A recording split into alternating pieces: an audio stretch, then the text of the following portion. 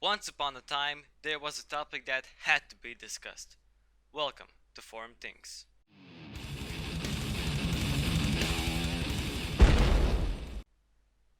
Alright, gamers, players, fans, others. Hello, I'll just get right to it. Skill based matchmaking. This topic has been in the forums for a long time, but I think this is the best topic of the topics about the topic. Yep, yep, I said it. Confusing? Maybe. I don't care. Skill based matchmaking. Some say yes, some say no, some say, whatever. Well, basically, this guy is saying that he doesn't like the idea of skill based matchmaking. And I can agree with him. If you'll watch all of this video, in the end, I'll explain to you exactly why skill based matchmaking is a terrible idea. Alright, skill based matchmaking. Now, overall, what is the forum's thoughts about this? I'll just put this in one word. Yay. Yay. Fuck yeah! Skill based matchmaking, that's what we needed. World of Tanks sucks they don't have skill based matchmaking. Oh, damn. Oh, we're gonna have skill based matchmaking. Yes, yes. No more playing with noobs. No more playing with some idiots. And then you start to think. Okay, then you have to start thinking. What's gonna happen when we really have skill-based matchmaking? First of all, the matchmaking itself is going to take forever. Let's say we have 80,000 people queuing up for the game. About 40,000 of those people I can play with in my tier. And if we're gonna analyze the stats, then it's just gonna take a while to get in the game, which is going to be annoying too. And then we're gonna blame the developers for having really bad matchmaking, when in the end it's what we ask for. Well, not me, the guys that clicked yes. I clicked no, we don't need skill based matchmaking, which, as I said, is going to come later. Um, some people are saying they can partially agree. Some people say that they can't agree. Some people do agree. Um, the people that do agree are these kind of people. Recent VNA 3,732 win rates, 64%. The pros, the real pros. Now they're tired of playing with people that just simply don't know how to play.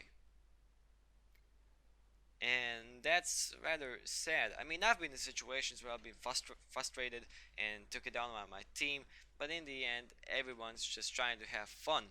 And I know that I sound like Mother Teresa, so I'm gonna get a little bit skeptical here. Now, these players, these really great players, they don't just obey the laws, they don't just go with the normal tactics. They're gonna do something really different, something edgy. They're usually gonna play in platoons. They're gonna do something to surprise the enemy, to outplay the enemy. And if you're gonna play a lot of these players together in a game, then they're just gonna go in their separate ways. They're gonna have different tactics, and the game, well, it's certainly gonna be more interesting, but I don't know, I just don't see it being good that players are going to argue about which is the correct tactic, because if you put a lot of smart people in the room, they are going to have disagreements. So for the people that are thinking, oh, I'm really great, I'm awesome, and you probably are, if you're gonna be put in the game constantly with really great players in your team and the enemy team, you're just gonna be tired. You're not gonna have fun. You're not gonna laugh at noobs that are trying to bomb you by jumping on you, falling into rivers. There's just not gonna be none of that. There's gonna be it's gonna be like a competition. If you want competition, you can go to any sort of ESL games, or regional tournaments, and be serious. That leads to the people that agree with me. And this guy Alvin 1020 says, well, he explains it really well. Skill-based matchmaking is a good thing for many players in paper, but realistically, it is a really bad thing. First problem is that it increases the matchmaking time, which is not good for anyone, as I said before.